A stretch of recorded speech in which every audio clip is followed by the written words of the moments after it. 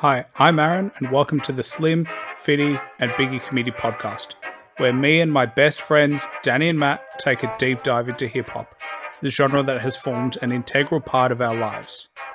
Please like, subscribe, and follow us on Instagram at _Slim, Fitty, Biggie Committee, and stay tuned for any upcoming podcast news. Coming up on today's show, I caught up with one of the legends of hip hop, Reks, who just dropped his new album T.H.I.N.G.S. He has been rapping for over 20 years, and that includes collaborations with DJ Premier, Pharaoh Monch, and Static Selector. He is not just a phenomenal rapper, but a fantastic person who always strives to improve. This was such a great conversation, and I hope you get as much from it as I did. Alright, let's get into it.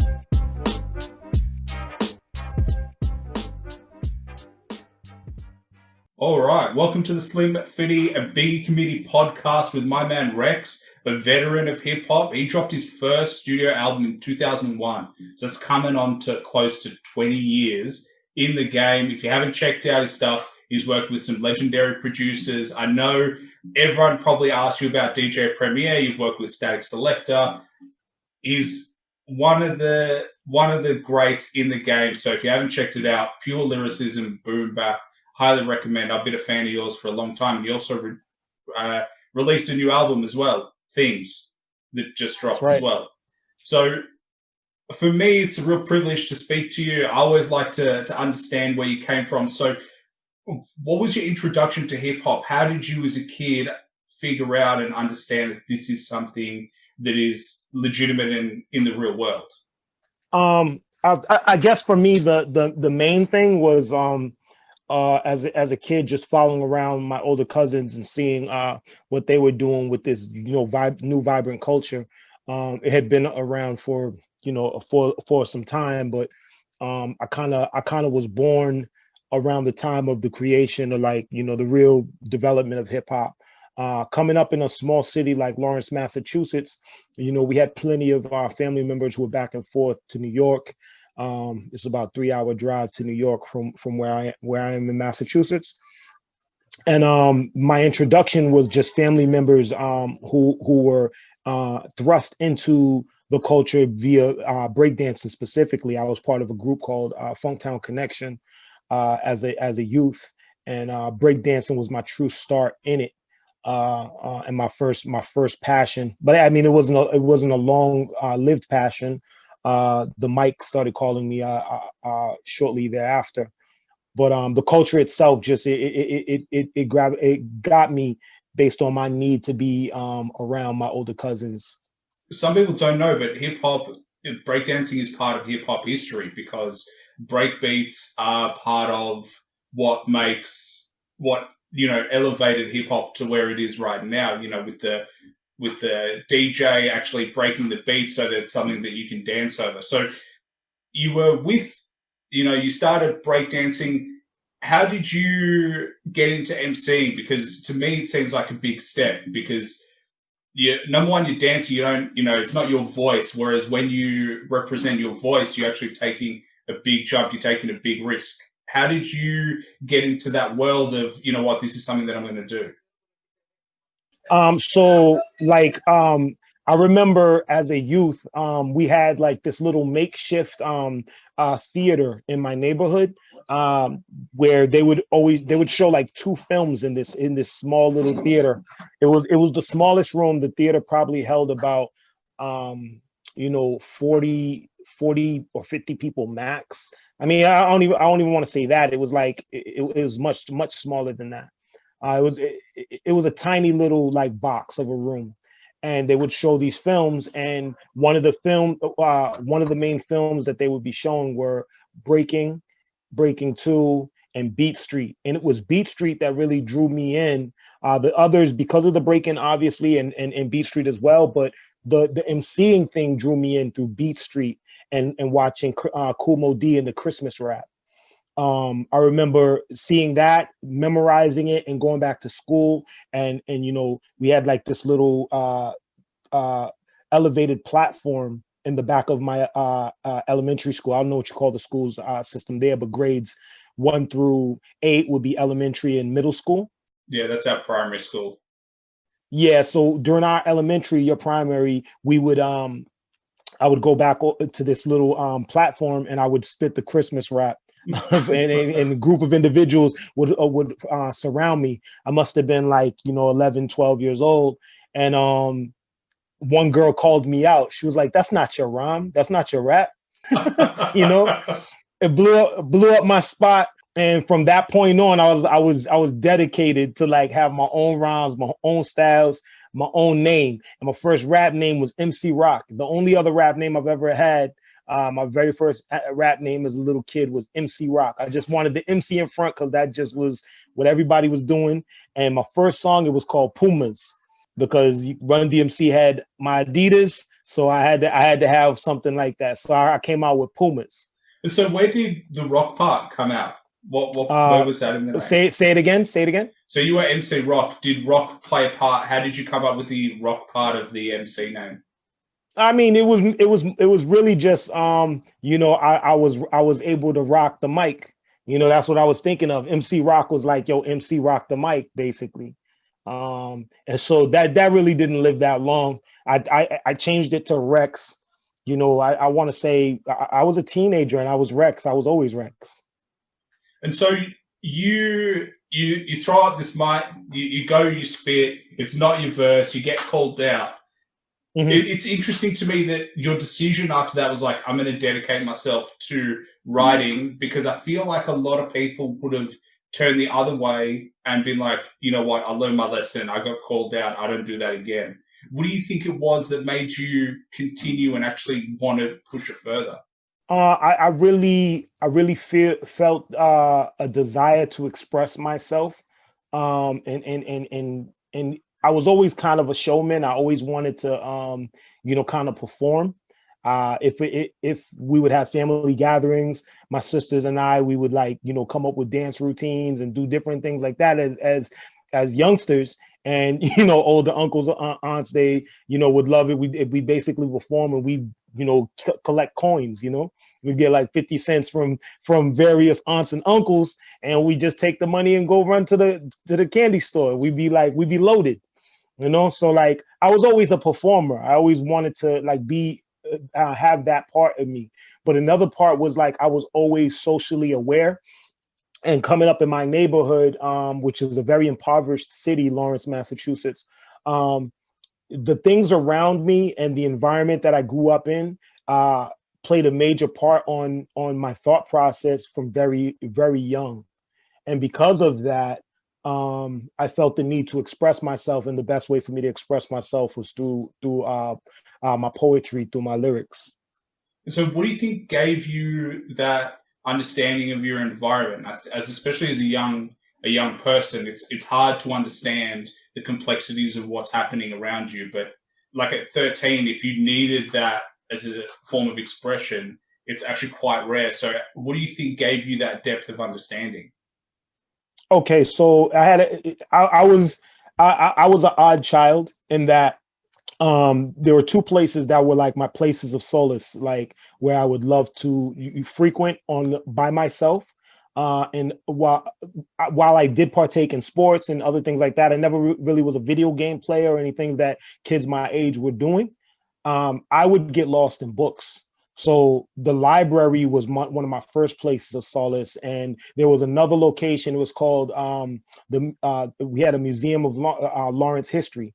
Um, and that museum, for those who don't know, let me give some context. In United States, even though Lawrence is a very small city, and it's about 6 square miles, it's not a big city. The thing about it is though, it's a very historic city. When immigrants came into the United States from all over Europe, when that great migration came, individuals getting away from certain diseases and sicknesses that were plaguing those areas.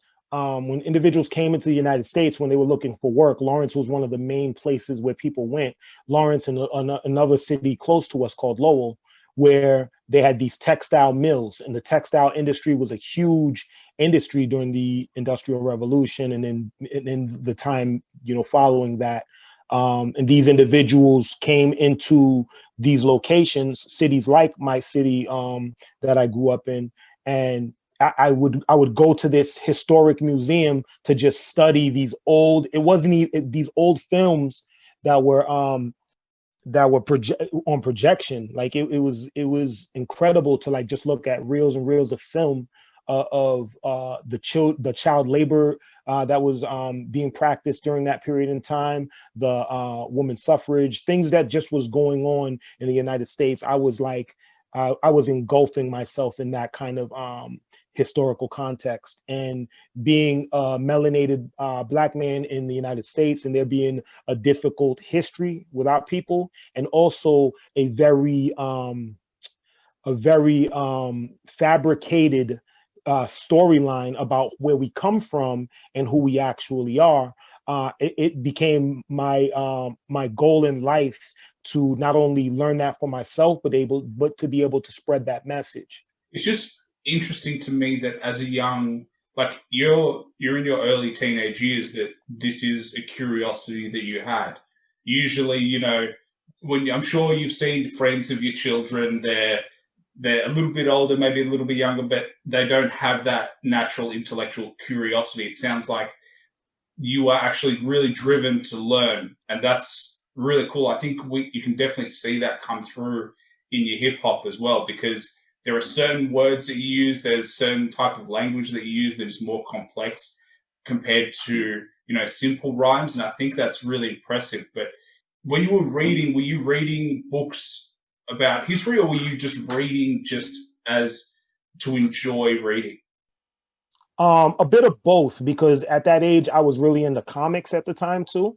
I was an artist. I used to draw. Like I wouldn't do makeup my own characters, but I would like draw from take a scratch paper and draw something from an image I was looking at. I would do a bit of that. And I read all the comic. Marvel was like really really huge for me growing up. I loved the Incredible Hulk. And then uh from that, that was an aspect of like more fantasy and what have you. But the majority of anything I read was nonfiction and of a historical context, and that was important in creating for me imagery, because a lot of books, my mom would always teach me, when you're reading, or when you're getting information, to take the chicken, like take the meat and spit out the bone. So like a lot of times I took from that all the messages that I'm being told, be it religious books, be it books on world cultures, whatever the case may be, economics, there's going to be misinformation sprinkled in, and propaganda is a huge thing. So I would always do what my mom said and take the meat of what I'm reading and be able to swallow that. And well, not anymore, I'm a vegan, but take that portion and find satiation from that, and then discard the stuff that's unnecessary. It's interesting that you say that, because in high school I studied history, and only once I studied history did I realize that historians, their job is to write about history, have biases. You have Yeah. conservative historians, you have more liberal historians, and they will write to further their view. So it's interesting in general, because we have this view, especially in society, that history is history, where in reality it does come from the source. So depending on who writes it, you'll get a different perspective in the interpretation. In terms of Yeah, absolutely. for your family, because it sounds like your mother's quite in tune and clearly quite intelligent. How did you get that influence? Did you get influence from your family? Were they pushing you forward? Were they always kind of motivating you to continue learning? Absolutely. I mean, my mom was huge on education and us being focused on what we want to do. But just how I raise my kids, I get a bit of that from her, in terms of not forcing on them any sort of belief system, or any viewership, just mostly sharpen that tool, because it's a very important tool. And question everything. My big thing with my children is to question everything. It's imperative that they seek out information, but when they don't understand, or if they disbelieve, or if they have a view that's opposite or opposing what they're being taught, I am emphatic about them taking those chances, those risks, being the person to speak out and let it be known how you view things. I think that's really important because that's where you develop. I find personally as well. If I don't question things, I won't understand it because it's just said at you. I need that dialogue, and that's it's great that you're imparting that into your children. How old are your children? I have a 17-year-old. He's graduating. He'll be heading to college this upcoming year. I now have a 20-year-old through my fiance's daughter, who is now my daughter, and a youngster. He's 10 years old, and he's in the grade that I was talking about early on. And so the three of them are finely tuned. Our 20-year-old, she's super sharp. She's in her studies, yoga, meditation, very focused on business ideas and concepts right now. And the 17-year-old, he's getting prepared. We let them know, specifically my 17-year-old, let him know after graduation, he turns 18, he needs to have his first LLC. Yeah, well, it's cool, man, because now that your kids are grown up, how did you see kind of being a parent, but also being a hip hop artist? Because the balance of the two is actually quite challenging. Because being a hip hop artist or being an artist in general is not a 9 to 5. It has so many different parts of it. You have to tour, you have to record. How did you balance the two? I didn't do the greatest job of balancing it. I had a difficult time, and it was extremely challenging throughout my career, and that being paralleled with being a parent, a father. At the time, I was married to my two sons, the youngest two. To their mom, and we just couldn't make it work. It was too much of a challenge, and it was a difficult, rocky road after my divorce, and moving on to being a parent, not only 100% in the home, but like sharing custody, to now my children are with me now. But there was a long period of rockiness, and now my ex and I are in great terms. She has a new husband, and like I said, I have a fiance now, and we do a four-way parenting thing. So we have a village that's raising these children. We don't look at it as it's a reason for us to have division in terms of our teaching them and raising them, but they've grown their family twofold. My sons now have a second dad. He's a great individual, a great role model for them. And then they now have a second mom in my fiance, and she's a great role model, and everyone is working well together to make sure that we raise this village correctly. So this is actually something that's throughout history, that a village looks after children as opposed to two individuals. Have you found that because you have more support, that it is easier, or it is more beneficial for your kids and for the whole family unit as a whole, purely because you have more support systems, that they don't have to rely on parents? If anyone's having a tough time, there are people there that can step up. Absolutely, but also at the same time, I won't deny the difficulties of, like, parenting styles and ideas that we got to get accustomed to. Because, for instance, my wife now, she's raised a daughter to 20 years old on her own, and done an incredible job. And we have different ways of teaching and viewing certain ideas, and we walk each other through our beliefs on why. Because at the end of the day, I know whatever she's teaching my 10-year-old, the intention behind it is pure hearted. And even though I don't agree with it, I gotta get into a comfort zone and recognizing her teaching mechanism and how she's done something very successfully on her in her regard in raising her daughter, now my daughter, the way she has. And the same thing goes for my ex-wife and her new husband, and knowing he has certain belief systems that are beneficial in teaching my boys. And a lot of fathers would feel have a hard time with another man filling that role in that void when you're not there. But I'm absolutely thrilled that they have someone like him in their life. And I know my ex-wife feels the same way with my new wife. Well, man, I think it takes a lot of character. I think you're definitely right that any man would feel threatened, with someone else teaching their kids. I think no, everyone says it, but until you have children, you don't understand how much they become your whole world. My parents always tell me, I don't have kids of my own, but my parents always tell me that I didn't understand how important my kids were until I had kids, and it Yeah, shifts your view. So no, I think it's impressive that you can all work together and put away that ego that can be in the back of your mind that talks shit and can allow you to be the best parent you can be. But if we switch back absolutely. to your hip hop for a minute, how did you find writing? So you're reading your books, you're doing study, you're understanding the world around you. How did you then put that into your lyrics and your writing?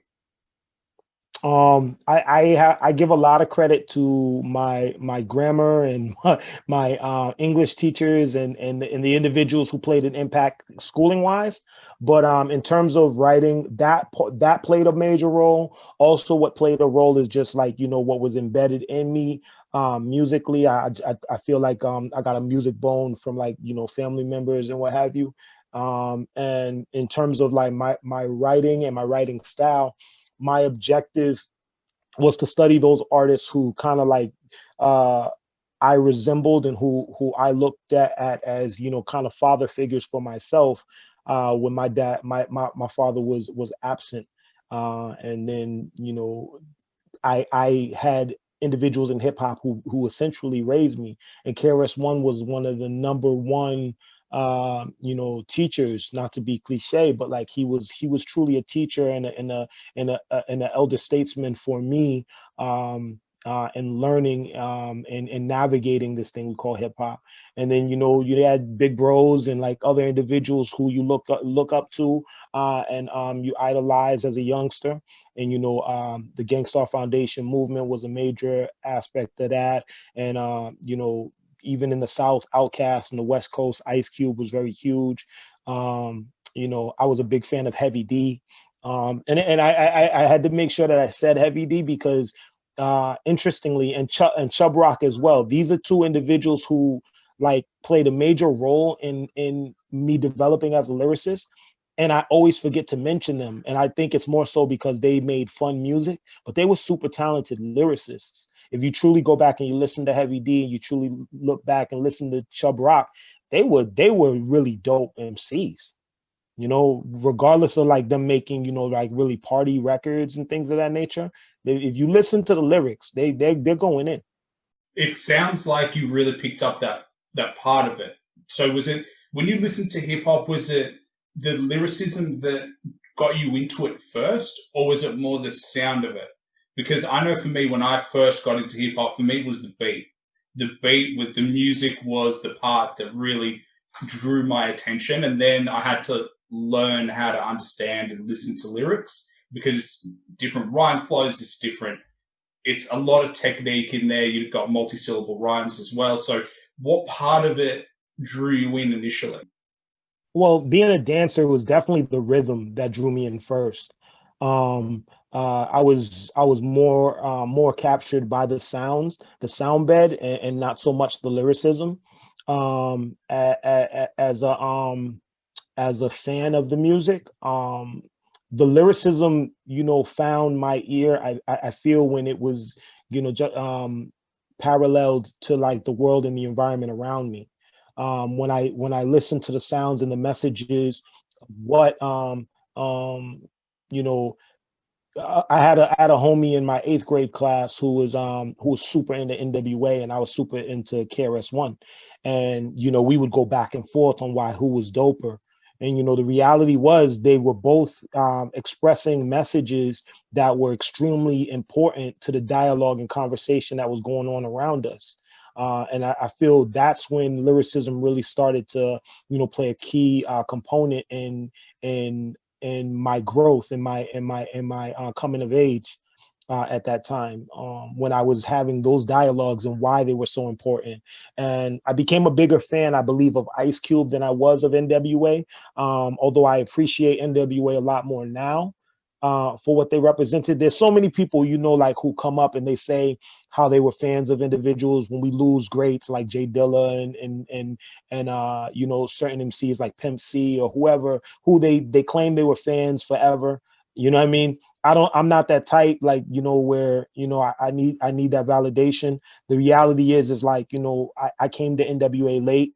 I came to Tupac late. Tupac is very similar to me as far as being a poet, and I feel like him having his life represent a certain kind of message, and I feel we all can see pieces of us in artists like that.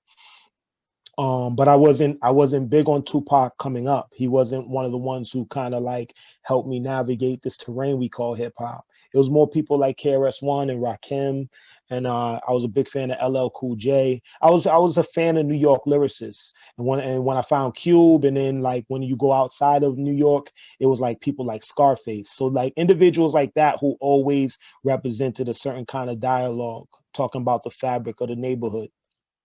Well, it's interesting because the messages that you talk about, Tupac is almost synonymous with that messaging in the sense that whenever someone thinks of advocating for African American people, it is Tupac first. That's always the one that comes to their mind. But we also review hip hop albums on this podcast, and literally every single hip hop album we've reviewed talks about the African American struggle, the challenges within a US society. And it's crazy to me because the things that were being said 30 years ago, 40 years ago, are still the same things that are being said right now. And what you realize once you start listening and paying attention is that everyone goes through a different struggle, but a similar struggle in a strange way at the same time. So for everyone that doesn't really understand, go back, listen to your KRS-One, listen to your Tupac, listen to your NWA, and you'll see the vast spectrum on which this is actually a huge issue, because you've got people right now who downplay it. And it is insane, especially right now with the election coming up, the turbulence that is happening, especially within the United States. It's supposed to be the land of dreams, where in reality that for a lot of impoverished and minority people, it's a real challenge. It's been a nightmare, to be honest, and you put that very well in expressing to the people listening, and to the individuals who need to go back and just like look at it with a different lens, or a lens with more of an understanding of putting the shoe on the other foot, to kind of see what it's really about and what these messages really meant. Being I don't even consider myself, African American, and it's difficult, when I say melanated, and view it the way I view it, because there's so many ways of defining who we are as a people, and and what we come from. But like it, I'm working hard not to say, like, even though our people came from the diaspora in Africa, because it's popular to say Africa, like that continent wasn't called Africa, it was called Akebulon. You know what I'm saying? It's not a land that we shouldn't gravitate to the name of Leo Africanus, who was not a good person for our people. Like, so we shouldn't be speaking in the realms of that. And not to get too deep on it, the reality is in my messages, I am attempting with a full heart to express to our people the best way to get to know yourself, and to truly gravitate towards what our elders, be they those who came from the original continent, or individuals who were here on this continent, because a big blindfold and veil over our eyes is the fact that a lot of the original people of this land are our ancestors, like not only individuals who came from quote unquote Africa, like our people are definitely from Africa, but we have individuals interwoven into that kind of fabric that were already here on this land as natives to this land. And I think the challenge is exactly what you said, that there is a narrative that has been, expressed within social media, within what's taught at school. And the challenge, especially for people who want to learn more, is that you have to go and you have to do your research and you actually have to want to learn more, because that social fabric narrative is not representative. And we already discussed in terms of historians already change history. So it's important for you to go out, listen to different points of view, and figure out where you sit based on your own research, not just one narrative. Yeah, and to let your research not absolutely. I'm a big advocate for books, but like don't allow your research to simply be books. If you're into documentaries or different kind of information in that regard, do that. But look at the science. Look at the carbon dating and the things that come with learning about geography and the other aspects that will be able to explain to you about people, the different clothing, the pottery, the things that are fabrics of a culture can help you better navigate and understand who you truly are. I think that's really important. I think, when I listen to even your most recent album, I can see that you have a strong foundation of who you are. You hear a lot of upcoming artists, and you can hear in their music they're trying a lot of different things, and they're not 100% sure of what their brand is. They're not 100% sure of who they are as a person. But I definitely now can see that you are like, I'm Reks. This is who I am. I'm confident in who I represent and what I represent, and I'm going to show that in my music. Absolutely. I appreciate you for noticing that. It's important for me to express that. And it took me a long time to get to this point, and I'm still a student before I become a teacher. I'm a student of every aspect of this thing we call life. And because of that, like I can continuously convey what I convey, but at the same time, I'm super excited when somebody can teach me something that I didn't know, or can express something that feeds that fire in me to learn, because always, like I said, I want to be a student first. You're now writing. You're doing your research. You're starting to write. When did you get to a point where you're like, you know what, I'm going to perform my my writings. I'm going to perform what I've written down, and I'm going to show people this is what I got. I think like on a broader stage and be able to like perform, it started off in like the ciphers in the neighborhood, like because coming up and coming of age at my time, like ciphers were big, freestyling and really coming off the top of your head when you call it freestyling, not creating something in your bedroom or in your home and then coming back and spitting something pre-prepared, but like creating something that was a bit redundant. I could have said just prepared, but I just recognized that. But that's hilarious. But actually, coming off the top and being creative in a different way, and that's not to take away from individuals who create the way they create in this new thing we call battling, because it takes a certain skill set and an exceptional skill set at that to be able to do what they do. But I came up in a time where my first platforms for doing that outside of that little schoolyard was when I was doing it in the ciphers, and those were the locations that kind of bred me for going into Boston specifically, and using the wonderful some now defunct, other ones that are still going and thriving, like the Middle East nightclub, which is a perfect spot for upcoming artists who've been in the game forever, and it's been a place I've recorded hundreds of times at. And there were places that are no longer with us, like the Western Front and Church, and undergroundhiphop.com, for a lot of people who would get their hip hop from undergroundhiphop.com. they actually were a storefront in a location where when you had a new release coming out, you would go there to perform in Massachusetts and Boston specifically. And you know, those were kind of the places where I went to first to like, you know, get my feet wet on the stage. And what was the reception like? I would say it was a great reception. Like I feel I had a knack for what I'm doing. You know, my name started ringing bells around the neighborhood in terms of, you know, me being in different ciphers, and like uh you know, I started to gain some respect on the battle scene a little bit in Massachusetts.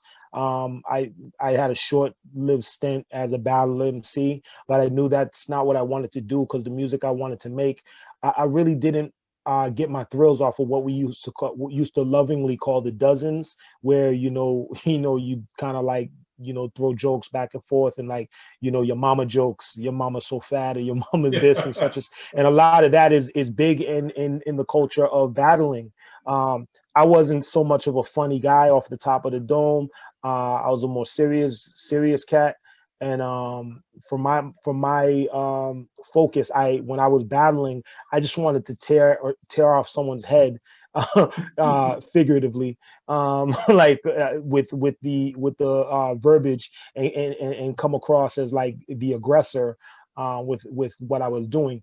But I came to find out that in battling, when I got to like, because I would always be in like the top, you know, 3 to 5, but I never won the battles. I mean, I think one time I went to the final and got destroyed in the final.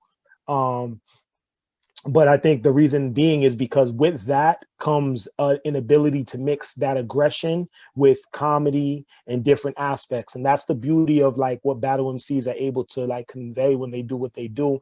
And I respect this so much because they're able to uh, kind of mix up the bag a bit to give you a bit of all of that when they're doing what they do as their storytelling. Well, it's the punchline. You gotta have that punchline where you set up. It's like a stand-up comedian. You gotta set up the joke so that it really hits hard at the end. And it's interesting Yeah, because battling is a really big part of hip hop, but it's also important not to be me versus you, because the whole hip hop community is one community, and the longer it goes, the more we see people realize that we're all in it together, regardless of what you do, what you like, regardless of which hip hop you like. We're all part of one community. So the freestyling and the battle rapping is an interesting part of it to me. absolutely. I couldn't agree more. Yeah. How did you get to a place where you were ready to record your first album? So shout out to Brick Records, who I've been with throughout my career, and you know, have had a super respect for my independence. The great thing about it is I've always done one-off like contracts with Brick Records. It's never been like a full-fledged like 10 album kind of deal. They're an independent from our neighborhood who just they were big on putting out, you know, good music. And so what happened was I was actually in a cipher, and there was a group by the name of Schizophrenics, super historical group in Massachusetts, phenomenal lyricist by the name of Check Mark, and rest in peace to my brother Eddie Bones, and my homie Top Notch. And so they had a group, they were out of Cambridge, and we were in a cipher.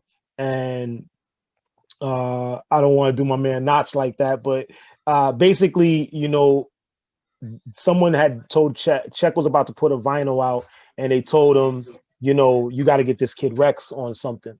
You know, I was young and hungry, and he was like, okay, well, you guys spit. He wanted me and Notch to spit. And he was like, yo, you spit, and you know, whoever kills it more is gonna get on the record. And so, you know, I got busy, and Check was like, "Word, I want you to jump on this new vinyl we're about to put out with this label called Brick Records." And the vinyl ended up being um, a record with Checkmark, myself, Esoteric, who had already established himself in the city for a period of time, and a brother by the name of Virtuoso, for those who don't know, who was an incredible lyricist from the same neighborhood, and who these were just like super dope MCs, and this was my introduction to putting anything out. And from that, Brick one just from me being on that record specifically, and the hugeness in the neighborhood of what that became. Brick came at me. They came to me and they were like, look, you know, we wanna put a record out with you. And so I was recording in Papa D, who is the label head of Brick Records at the time. We were recording things in his bedroom. Like we were recording. He had a mic set up like right next to his bed, and we would just. It was the most. I've since done recording in every situation. I've recorded in bathtubs. I've recorded in every kind of condition you could ever think of. If you're an MC and you really haven't recorded in the most incredible odd situations, then I don't really think you've like kind of paid your dues or got your feet really wet in that environment. But like, yeah, we recorded a bunch of stuff in his bedroom, and then we moved on to like I forget the name of the first studio we did things in, and we ended up in a location called Boston Butterbeat. So we recorded in different locations, and it's so long ago that we were in a position where you couldn't really go back so much, and like you had to have your stuff prepared. It wasn't really because we were using DATs and we were doing, what I'm saying, we were recording on a whole different system at that time than the system of Pro Tools that individuals are using now in Logic. So Yeah. we're a long way from that when we started off. My son would call it ancient times. You know what I mean? In my ancient day. So like, yeah, what I mean? I've earned the grays in my beard. I've earned them, and I value them, and I'm very proud of them. And a lot of that comes with like, being a part of this thing we call hip hop, man. Well, I was talking to DJ Chubby Chub, and he said that when he started recording, he had to use floppy disks. And like, when Chubby Chub, yeah, people like that's people my guy. don't know, but like I remember in primary school I was using floppy disks. You pull it back and it hits back up. But now you've got the technology out there to access music and to be able to record is completely different. That anyone can Yeah. do it from home. Like you said, you can set it up in your room, you can set it up in your bathroom, and you can literally just record and put some stuff out there. So it gives a lot of people the opportunity who didn't have the opportunity before. Mm-hmm. Mm-hmm. And how old were you when Absolutely. you first recorded this album? Along Like your came first one? along came the chosen, my first album. Yeah. Okay, so I was what was that? 2000, was that I 2000? think it was What I was 2001. recording, I probably was recording in 98 maybe. So I must have been 1920. I think I was 1920 around that. Once you start getting to the hip hop game, how did that influence your schooling? Oh, I was done with school. Yeah, it was done. The moment I left, I I got accepted to UMass Amherst, a great school. I was I was set to go to school and finish 4 years. I went there.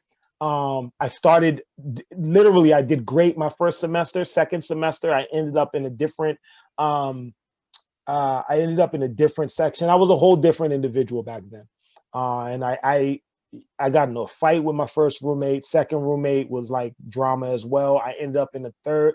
I ended up in a third dorm room, and I had my own place because my roommate was in some frat, and he decided to live at the frat. So I was a freshman with my own spot. It just was disaster conditions. Like I was not prepared for the independence that I was given.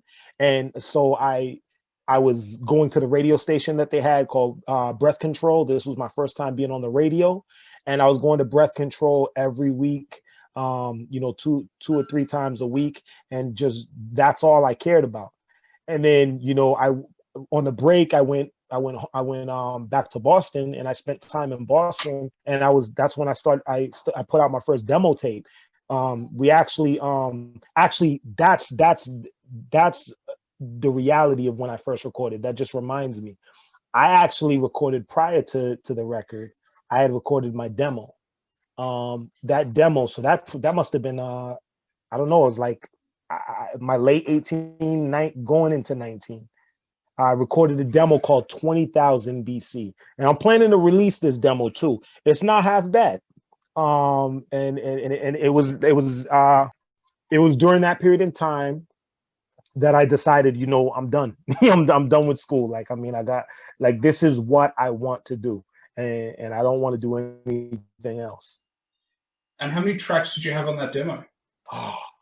Maybe like 12. I don't remember the exact number, but it was about 12 songs. And it featured like my longtime rhyme partner, Lucky Dice. He was at UMass Amherst. I met him at UMass Amherst too. He actually finished college. That's why he started doing his thing a lot later than me. But he actually finished at UMass Amherst. And then it had him and longtime collaborator Chi-N.G.S. These are two dudes who have been with me. They're on the new album, and they've been, on various albums. We have a group called M Diesel, and I've been rocking with them forever. They're two of my greatest impacts in terms of like, sharpening this lyrical blade. Those two individuals have had a key impact. And yeah, that first demo, we recorded that on a break from UMass Amherst. So yeah, I was definitely 18.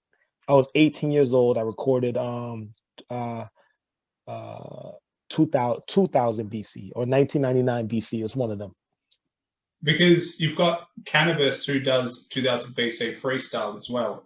So you've got that era of, that up and coming artist.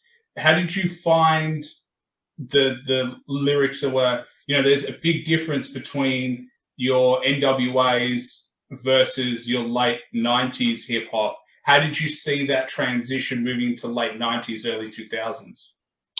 For myself, or just what I was listening to? What you were listening to?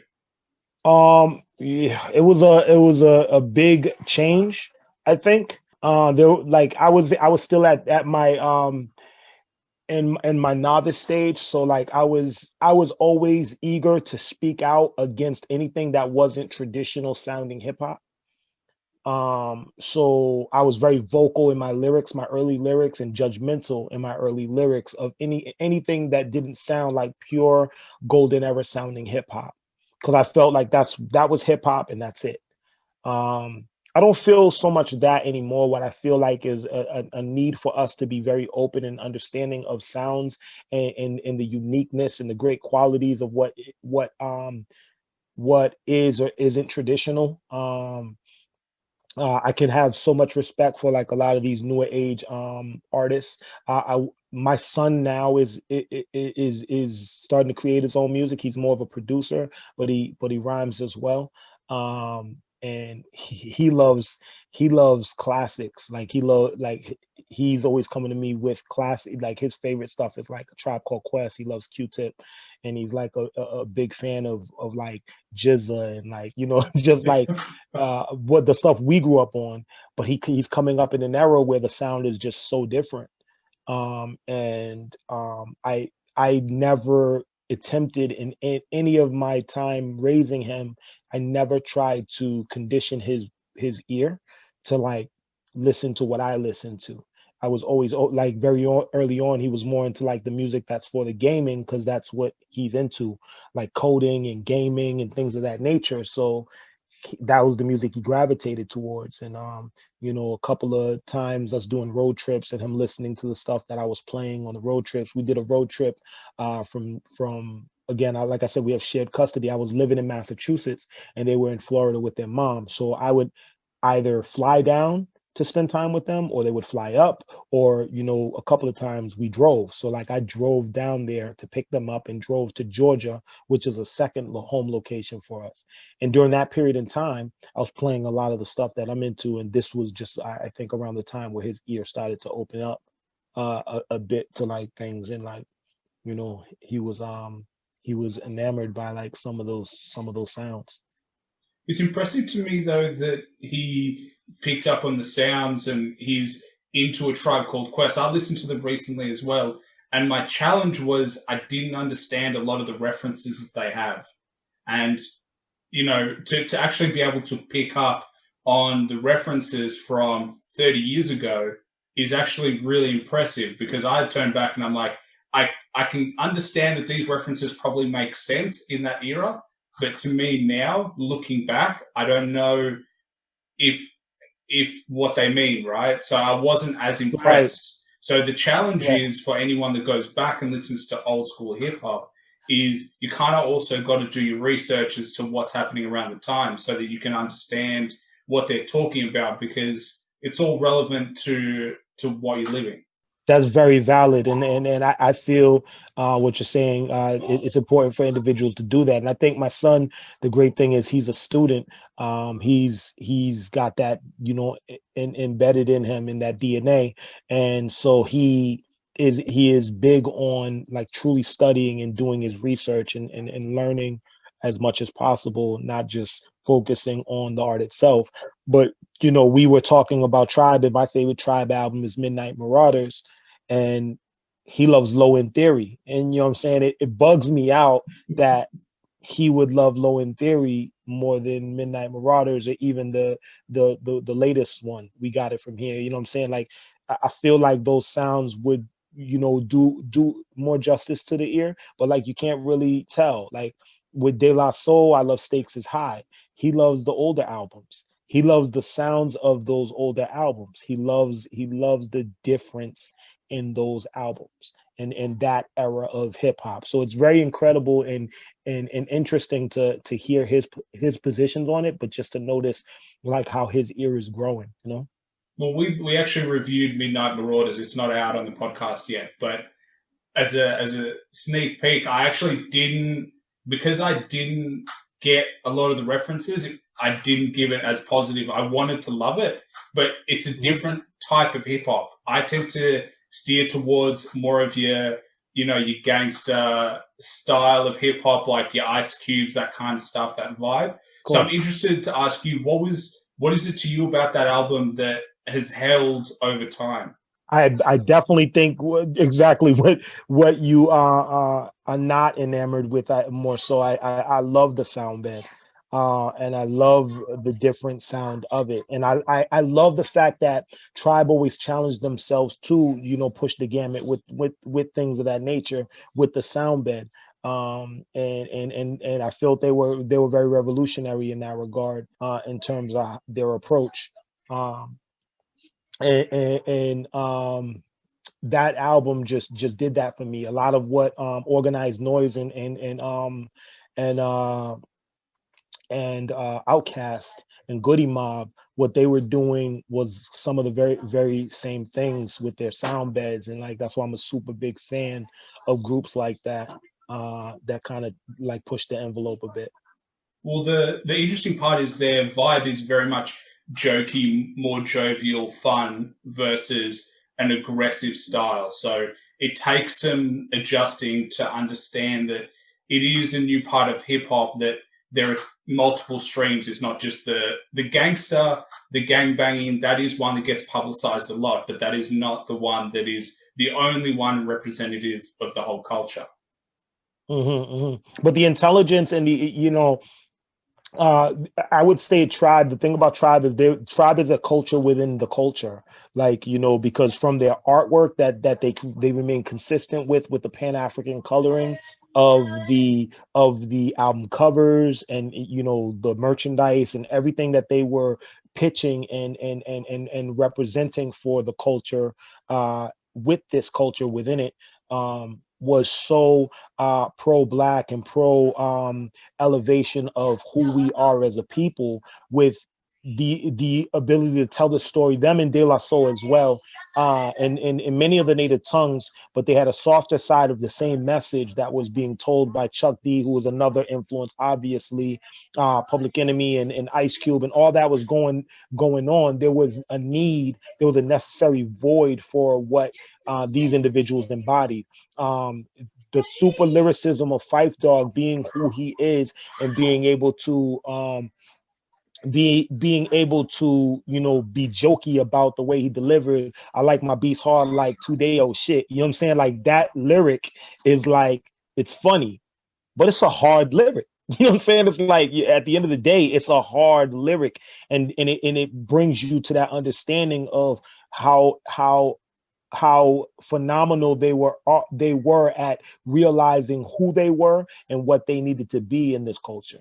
And I think the impressive part is that they structured their albums in a way that was very specific. I look at Midnight Marauders as a perfect example. They had an idea, a concept to the album, and the concept is really strong throughout the whole thing. They're like educating you. You've got your tour guide throughout the album that comes in and is like, this is a bit of background. My only one critique of that is the tour guide leaves with, I think there's one track left or two tracks left, and she says this is the end of the album. Maybe it's a re-release, but I think that for hip hop, the Tribe Called Quest needs to be understood as an influencing factor. And regardless of whether you like it or not, you cannot deny how much it changed the game.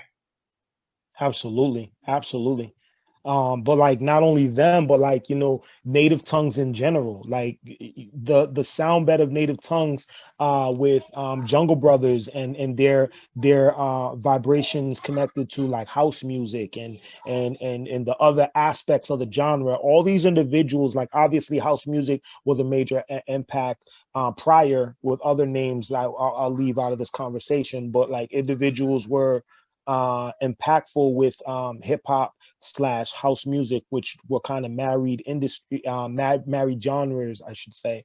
And it was very impressive and very important to have these individuals have more of a fun, playful side, but all having kind of different aspects of that playful side. Because De La, especially with Plug One, Pasta Noose, like a lot of them were their sound was over the head. That what they were saying in their lyrics, if you like they if you want to talk about needing a dictionary, you had mentioned words I use sometimes, like you might like the way Pasta Noose thought, um his intelligence in terms of his preparation and creation of his lyric patterns and styles. It was very intricate and very over the head. So there's so many parts and layers to what the natives embodied, and even the extensions, like Naughty by Nature, who Naughty by Nature that's a fun group, but they was thugged out too, you know. Yeah, I think it's we could talk about the history of hip hop and hip hop groups and the influences all day. This is why I love speaking to people like you, because when I speak to you, I can clearly see that the passion is there. You can clearly see that you care about the guiding light. You care about what hip hop represents, what the lyricism represents. Absolutely, absolutely. And I mean, I appreciate, you having this platform for us to have a dialogue like this, which is important, that crosses over borders and waters, and like, especially in a time that's so like so fragile right now, the way the world is right now. It's great that we can have these kind of dialogues on this stage, and the live via Zoom, where we're able to like just, make it work. Yeah, and I think hip hop is one of these things where, for whatever reason, it was perceived for people who don't understand it as a divisive thing, but it brings people together because it's the beautiful thing of music is that people bond over it, and there is something unsaid almost about music that it. No matter where you're from, if you can bond over a track or you can bond over a song, it kind of brings you closer, regardless of whether you're from the same background, religion, whatever you want to call it. It just bridges all those gaps. Absolutely, and I feel hip hop has been an incredible instrumental voice for our people, even through the periods of the naysayers who like doubted the culture or who were very outspoken against it. Sometimes with good reason. The misogyny in the music, the gang, the glorified violence, and those aspects are very prevalent, whatever you want to call it, in this culture. But that dialogue in Hollywood is the same message. It's some of the same kind of language, and we live in a country over here. We live in a country that practices or pretends to practice freedom of speech and expression, and that should be the main dialogue that's allowed. Whether you agree with the misogyny, whether you agree with the violence, I do not. agree with it. But whether you agree with it or not, the opportunity to express yourself the way you want to express yourself should be allowed and not limited. Um, and we can have a dialogue about it afterward if you disagree. But the beautiful thing about hip hop is it was very instrumental in the way that, you know, groups like the Rolling Stones and artists like, you know, Bob Dylan, like, you know, individuals like Johnny Cash, who spoke out the way they did and had emotional music and an emotional message that kind of delivered something passionately and sometimes aggressively, and it's just a necessary gap bridger. You know what I'm saying, for various people, like you had said before, so poignantly. Well, I mean, the thing about music is that you tend to write what you understand. And the thing about violence, and if that's how you grow up, how are you supposed to rap about anything else? How are you supposed to talk about anything else? So, for people who talk about that violent side and aren't for it, which is absolutely fair enough, and you know the aggression towards women and the violence is not a fun side of hip hop. Let's put it like that. But the way to remove it, if that's what you want to do, is to give more people opportunities to have to be able to express themselves about other things in their life. If you grow up in an impoverished neighborhood, all you see is drug use, all you see is violence, all you see is these negative things, then you don't really have anything else that you can express yourself about.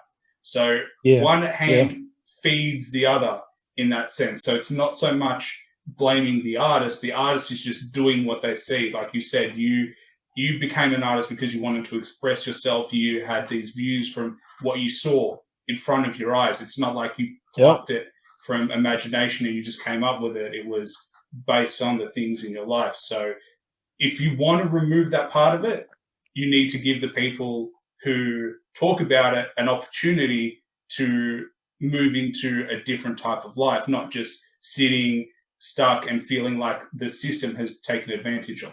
Tap, yeah, that's beautiful. That's very, very true. I couldn't say it better, and I value what you just offered. So yeah.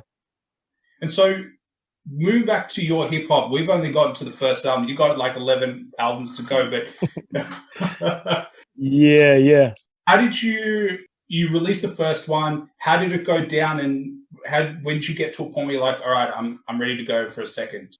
You know, interestingly, my goal with my second album was to, like, again, mirror what was going on in the culture outside. And I was seeing Master P, you know, independently release records out of the trunk of his car. So this was the first time, like, I kind of parted ways from Brick Records and said, I'm going to do my own thing. And I put my second album out on my own. We just pressed up a bunch of records on our own, and we went spot to spot, store to store, sold them at shows, sold them in front of record shops. We sold them wherever we could on the streets. Um, at that period in time, you need a hawkers and peddling license to, like, be able to be on the street selling music. But, like, I've been arrested for, you know, being out, you know, by the beach, like, you know, just, you know, soliciting every each and every individual that passed by me.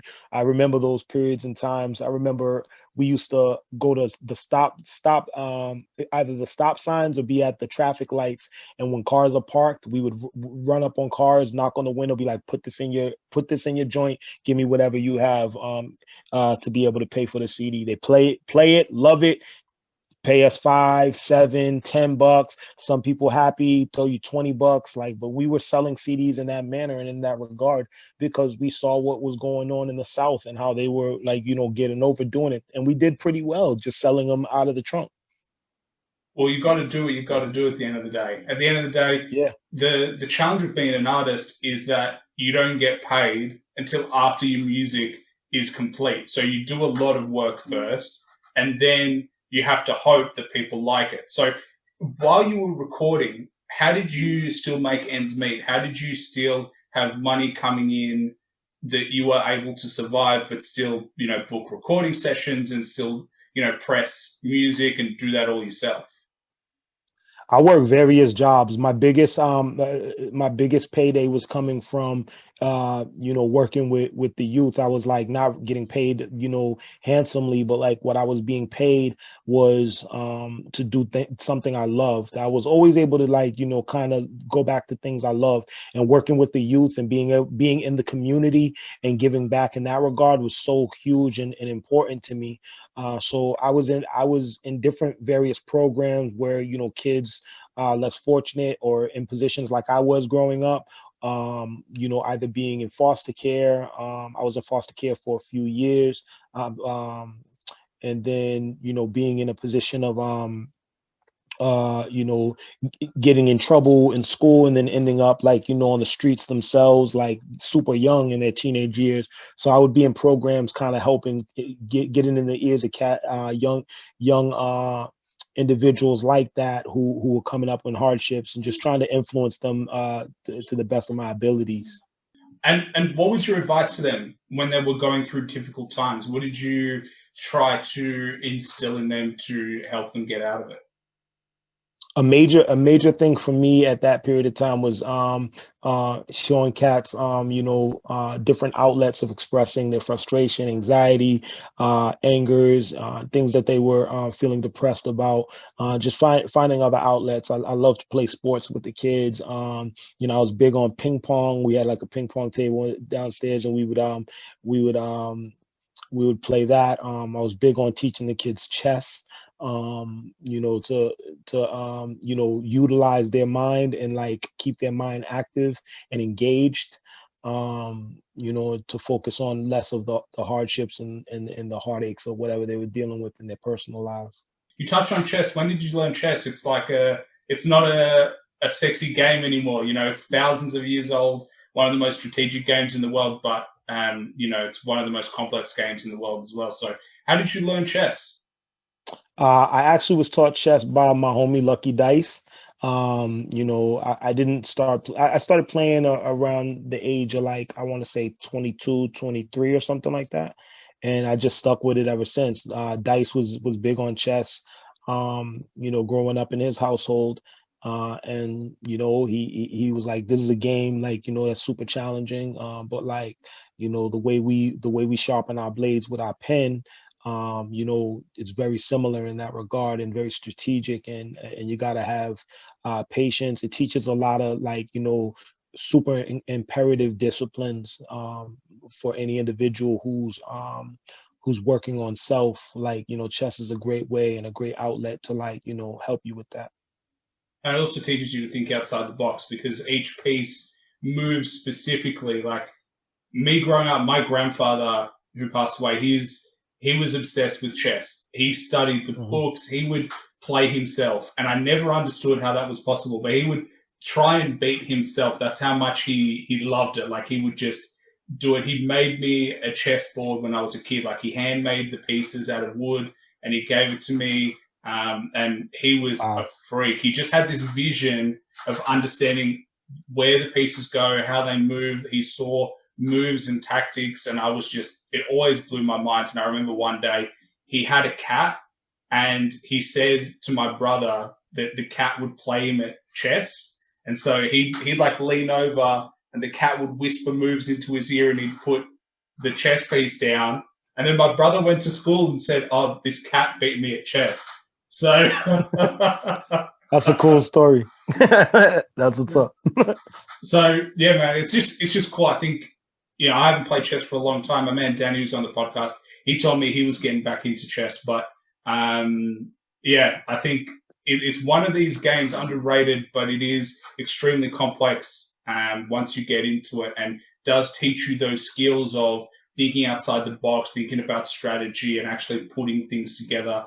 And you hear the Yeah. grandmasters; they think like 20, 30 moves ahead, which is crazy to me. Yeah, it's super incredible, and I'm like being is it that I played it for a very long time, and like I had breaks and gaps in that period of time. I still feel like a novice, and I recently downloaded like a tutorial, where it teaches me, you know, uh, step by step, like how to like, just improve your weight on the chessboard. So I have fun with that, whenever I want to challenge myself, and whenever we have this phone in front of our face for too long a period, because we have to take breaks from that. I make sure that like I get on that chessboard and get my work in. Yeah, and it's you've got to keep your brain active, and it's one of the best ways to do it is have fun. So Absolutely.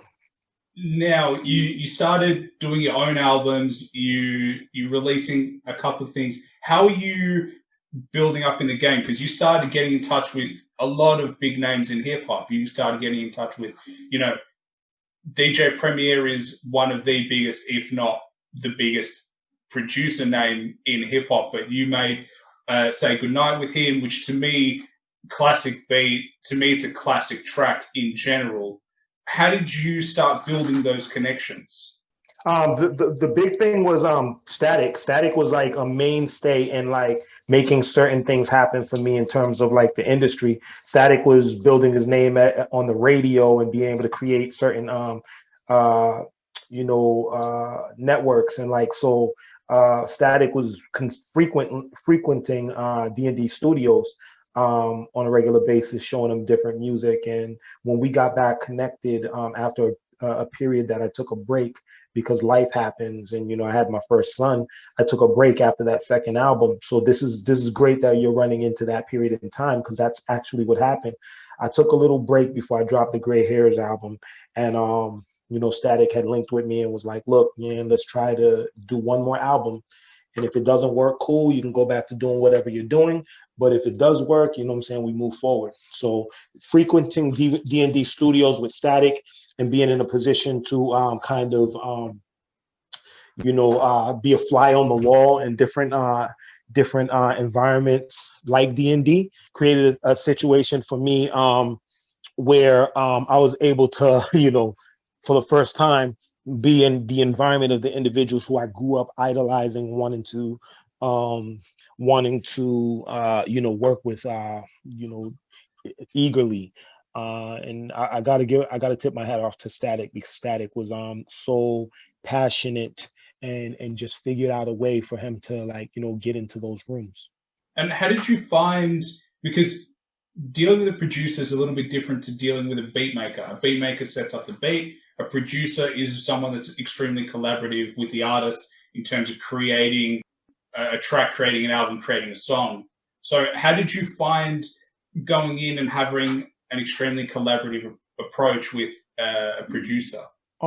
So I Static was like a major aspect of that. Prior to Static, the ones who did my first two albums, the Soul Searchers, they were very instrumental in kind of, we were having a lot of dialogues about what we were going to create as a unit.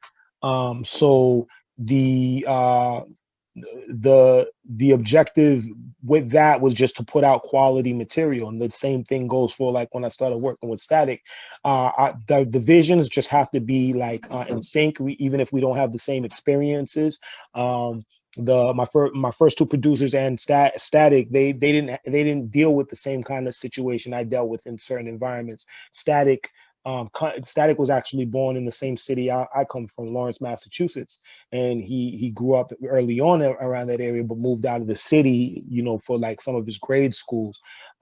We just didn't have some of these same experiences, but that didn't stop the fact that we were passionate about the same kind of quality music we were wanting to put out with this boom bap. And that was the main thing that was a focal point for me very early on, was like, keeping it true to the culture.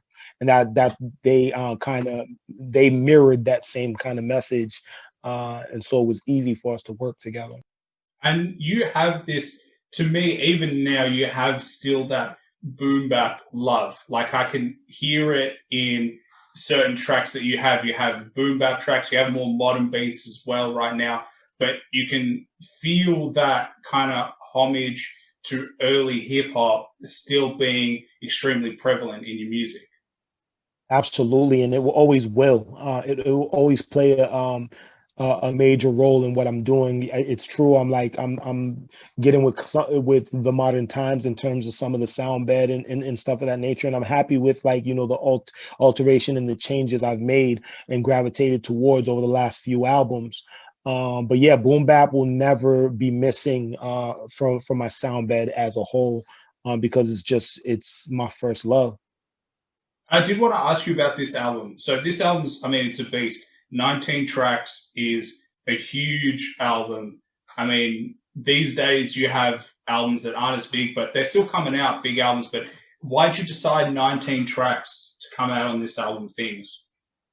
Because it felt right, and because a lot of times when people tell me I shouldn't do something, I'm more so gonna like do it to see if I can test the gamut and like do something that isn't done in an environment where it's forever changing.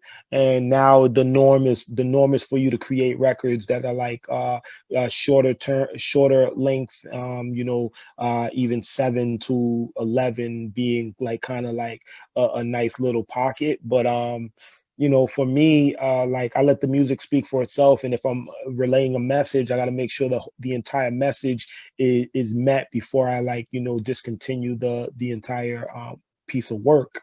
And so it just felt right. And the dope thing is like we truly did do something unique with the album and with the vinyl itself. The vinyl is cut shorter. The vinyl is we lessened the tracks to make the length fit, because we wanted that to sound right when individuals play the record. So we took off records with the understanding of how do we continue to make this still sound um, uh, like a thorough piece of art, and a complete piece of art without losing the quality of the sound. You have, Pharaoh Monch, who features as well, so still getting obviously some big artists, and he's a huge name within hip hop. Absolutely, absolutely, and a big one of the GOAT MCs, like someone who I forever have looked up to as a big bro in terms of like their careers. Ever since the period of Organized Confusion, I had been a fan of him and Prince Poetry, Prince Poetic. You know what I'm saying? Like the mind frame that Organized Confusion was on very early on is like something that I looked at and I was like, when I paint on this canvas, I want to make sure that like my message resonates the way that very first album specifically, and the second album as well, but like more so stressed the extension agenda. It just spoke so beautifully about like what we're navigating with politics, social commentary, economics, the wide wealth gap that people are talking about right now. Everything that was important as a message, and is important as a message now, is what these brothers were talking about very early on. And what specifically what individuals call conspiracy theory or conspiracy theorists. A lot of times this is individuals challenging the societal norms, and I tip my hat to brothers like Pharaoh Monch, who have consistently remained consistent in their message and their dialogue to the people. Well, man, to be honest, I think you're one of those people. You know, the way you talk I about it appreciate that. is that there are people that you look up to, but now you look back at your career coming to 20 years more. Obviously, you released your first demo in '98, so over 20 years you've been doing it. So, for me, I look at you and go, you're one of those people who consistently expresses what you see as the challenges within society, but also the really good things within society. I mean, even in this album, you have tracks that talk about various things. I mean, you have a track about legacy, which you sent me to check out, and I love that saxophone. I absolutely love that. Thank you. That beat is fire, and then it just you match the flow on the beat so well. So that's something that I've talked about before, but what people don't understand, especially if you're not into hip hop, is the challenge is to be able to have your lyrics match the beat that you have with you. People just think it's talking, but I think Mhm. you did a great job on that, especially. Thank you very much, and I appreciate those kind words. Like it's not uh being it's not being non-mindful of self or like having a disillusion about my position in hip hop. It's more so like honestly me being a fan so much that I have to tip my hat and give to those who have paved the way for me to become who I am before I can like ever try to express who I am or be speak with an ego about what I represent to hip hop. That's for somebody else to feel how they feel. So I'm humbled by your words. I appreciate what you have to say, bro. Well, the impressive thing to me is that this album is titled "The Hunger Never Dies," or sorry, my bad. The hunger inside never gets satisfied. So Correct, correct. to me, that is almost the most impressive part of it is that you've clearly stated here that it's not you're not finished. Absolutely not. Yeah, absolutely. And this this I feel is like more so a new chapter, like a new position where you can mark this as a new beginning of a continuous growth.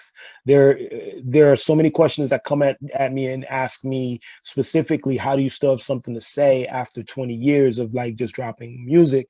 And I mean, times change, we evolve, we grow, we learn new things, we experience different emotions with relationships. So for for um, for time in perpetuity, I feel like I'm going to be able to consistently have something to say as long as I'm living, because there's always going to be something to discuss. Well, the good thing is that you also have a natural curiosity. So you want to discuss these things and you grow as a person as well, and your thoughts grow, and therefore it continues to feed. So I think part of your mindset right now is really valuing that early young kid who's just wanting to learn, and you still have that natural part of you that wants to talk and actually discuss these ideas. Absolutely, and I can go back. I don't really listen to my music like in the period of time, like so things is has been a consistent in rotation at in the home up until the buildup of the album dropping, and then now I'm working on the new material, and I do have other material that's actually complete and ready to come out. Um, but you know in listening, if something gets played and it triggers a memory, uh there is certain language I might have used in the past that I don't use now. There's certain phrases or ways of looking at the world that I would have spoken in the past, and I don't cringe. I don't allow myself to think negatively upon the person that the individual I was in the past. I just know there's been a growth. So I'm appreciative of like the times then and the times now, and it's actually allowed me the opportunity to have respect for some of the newer artists, because the biggest thing we can do is listen to these youngsters and their position on things, and the reason why they are so quick to ignore what we have to say is because we're not listening to them. So we have to take the time to hear what they have to say, and whether we agree with the message, whether we agree with the way they express the message, allow them the platform to do what they do, because that's what was allotted for us when we were younger. And so, how do you view the current state of hip hop? I love a lot of it. I don't agree with some of the music, but the music I don't agree with, I don't listen to. Like, I'm not really judgmental. It doesn't affect me. If there's something, a message that I don't feel is beneficial and is actually harming, then, I speak my piece, but like I speak my piece with a respect for individuals' ability to express how they feel. But the state of hip hop is in great hands. I feel there are so many dope young upcoming artists. There's a brother in Maryland by the name of Ill Conscious. I don't know if you know who that is, and there's Napoleon the Legend, and um There's individuals like in my neighborhood, there's a brother by St. He's been putting his stuff out for a while, but St. is a super dope lyricist. We have artists on our upcoming imprint by the name of BMGI, that's Bully's Music Group Incorporated, and we have artists on our label from Rayel to Andre X to Bakari JB, King Philip. These are upcoming artists who are like incredible at their craft, but multi-talented and multifaceted with not only being MCs, but producers, graphic designers, singers, poets. They have so many aspects and layers to what they do. And that's something I respect about the newcomers. And I always encourage is to learn those other positions. That was what was incredibly important for me growing and being able to tour a lot, was to be able to network and meet individuals and keep those relationships and build them for long lasting periods, so that the next time I want to go on tour, I can build upon those relationships. I can reach out to brothers I have in Switzerland. I got my brother Biko, I got my brother Carol in Poland. And so different areas, I'm able to like reach out to these individuals, and like I can do a full tour in Poland alone, or a full tour in Switzerland alone, just based off the relationships that I've built. And I encourage individuals to do the same thing, but not only that, but be multifaceted in managing your career and promoting for yourself, because nobody's going to do it better than you for you. Definitely. And I mean, how did you build those relationships? Because people talk about networking a lot, but it sounds good, but the challenge of actually doing it is very different. How did you work on that craft, and how did you get people to be like, yo, this is my man, I'm going to look after him, and we're going to keep this connection going for a long time? It was very important for me, sometimes I would go on tours and individuals we would be in a city for one day, and then we're back to the airport, and like, so we never really experienced a place like Paris or a place like Barcelona. But the times where we had little breaks and lulls and periods, I always made sure that I not only sat and had lunch or tea with an individual, but like I went out and saw the sights, because I'm extremely inquisitive.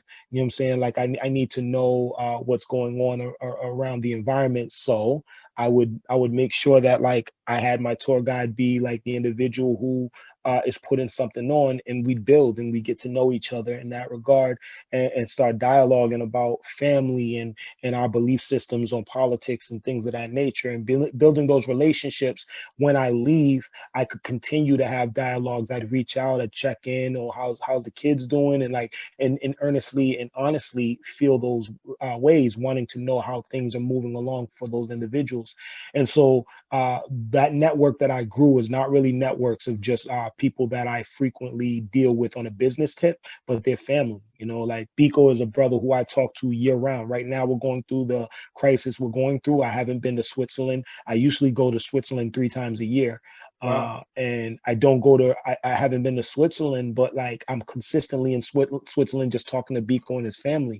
We do Zoom chats. We have conversations on a regular basis. We just have discussions about meditation and yoga and the things that we love in our personal lives and things that are important for our growth, so I value that. And so my brother Carol from Poland stayed with me prior to my like leaving Boston. I was in Boston living, and he came and stayed with me for a few days at my home.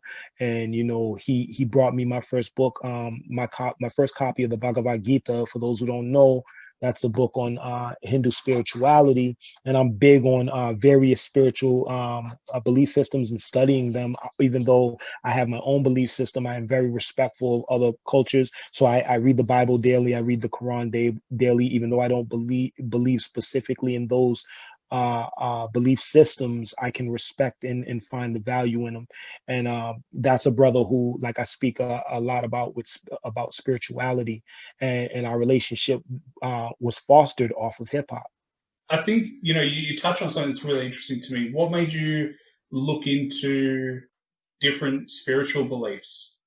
Just growing up and not truly relating to the dialogue that was being told to me. People's belief on Jesus could be whatever it is, and I don't want to get into a specific belief. I think there's value in understanding the walk that Jesus walked, and like what Jesus represented. But I feel like a lot of what is what is stated in the Bible is and what is represented as the Bible in people's descriptions or interpretations, I should say, more factually, like people's interpretations of what the wording says is what has been the difficulty with me dealing with what I was hearing.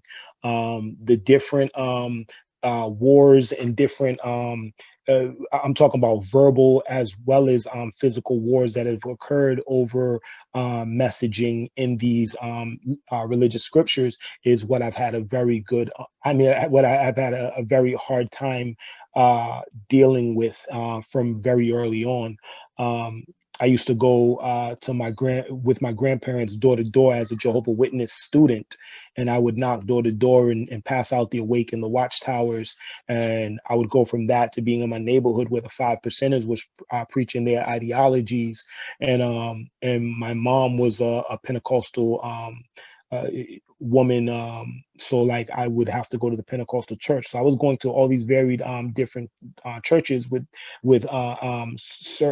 different kind of belief systems and understandings, and I was more so intrigued by what really is the historical context of this conflict over the spirituality and the religious beliefs. And I feel a lot of the first propaganda comes from these conversations. Yeah, well, I can see that definitely being exposed to different beliefs has, encouraged you to look at different things and explore it further. I don't think many people would have read the Quran. I don't think many people would have gone and explored Hinduism either and that spirituality. So I think this drives back to what makes you successful in your music is that want to continue to learn and want to continue to grow as a person. Absolutely, I appreciate you saying that, and that is very important for me. Just to be a student of the world, and to find value in the dialogue that's different than my dialogue. Another thing that's big for me, and like I would encourage people, language barriers are a big thing, and because I travel to Europe so much, I found it imperative for me to learn a different language. So I've been studying German for the past 3 years, and I've been doing it on the app Duolingo, and I've become capable in kind of tour guiding our group throughout different environments and getting us through like various conversations in situations where we would have a difficult time if we didn't have someone with us. And my wife is Dominican, and so I'm speaking a lot more Spanish. I'm working on my Spanish now because of her. I'm more adept at hearing things than speaking it out. I have a difficult time speaking, uh but I'm getting there with the Spanish as well. It's the same for me in Russian. So, like, my family's Russian, so I understand Russian. I just can't speak Russian. The problem is, and the challenge I've found is that I think in English. And so, when you think in English, you have to translate your English to the other language, and then you have to speak it, and that's the hard part. Yeah. Once you think it can think in that language, then that's when you become fluent. That's what I've been told. Yeah, that's a great tidbit, because I definitely do think in the English language, and that's been a very hard part for me. And German's such a difficult language. I'm pretty sure Russian has to be extremely difficult. For me, Spanish not so much. And I knew a lot more when I grew in Lawrence. It's a predominantly uh, uh, a Spanish speaking town. So I was a lot more adept at it as a youth. And then as I started to like, navigate away from that and not speak as much, in the local bodega, or like going to order in a restaurant and things of that nature, you lose sight of it and you kind of lose that in practice. So I'm getting a lot more of that, like, hands on with my wife now. Yeah, I think that's awesome, and I think that the more people that become bilingual, the easier it is. I think it bridges those gaps throughout society. But I did want to ask you as well. You have a few like you have like things. It stands for the hunger inside. Never get satisfied. You use acronyms like in hip hop. You have a track called Hip Hop, and it's Her Infinite Power, Help Oppressed People. You seem to like acronyms. What is it about them? To me, like it just feels like you like to use them and you like to have hidden meaning within the language that you use. First, I cannot take credit for the hip hop acronym. That's definitely KRS-One. I just happen to like want to call the song hip hop in that regard, and bring music to a creation that he had made acronym wise. The acronym thing is big for me because of KRS-One. Like he was the first one who I saw doing it, and I found it very interesting in being able to express more poignantly the point you're trying to get across. Real quickly, the Things acronym specifically came from the artist George Carlin, who is an incredible, rest in power, was an incredible comedian, but social activist in his commentary and dialogue. And he had this bit that he did called about stuff and the accumulation of all the things that we get in our regular day-to-day lives, and the understanding that this stuff that we're accumulating is so unnecessary, but we place such a high value on it. And it got me to thinking about what's going on in the changes in my life with more yoga and meditation, and me changing my nutrition, and being more focused on plant-based living and eating. The things that I value today are so different than the things that I valued 20 years ago. And so I wanted to start, coming up with a concept, and I didn't want to call the album Stuff, but I thought of Things and the acronym, and it just kind of just fell out. It was perfect. Things is so simplistic, but it speaks volumes to the message of the album. I think that definitely comes through. I always like to finish on this last question, which is what would be one album that you think everybody should listen to at least once, other than your own? Other than my own? Yeah. Wow, one album. One album that you think everybody should tune in, get an appreciation of, whether they like it or not, they should listen to just so that they can understand what it is. This is really difficult to me, and I have like a few albums like jump out immediately. Because the message is so connected to like how I think, and it still has a worldly message that everybody can feel.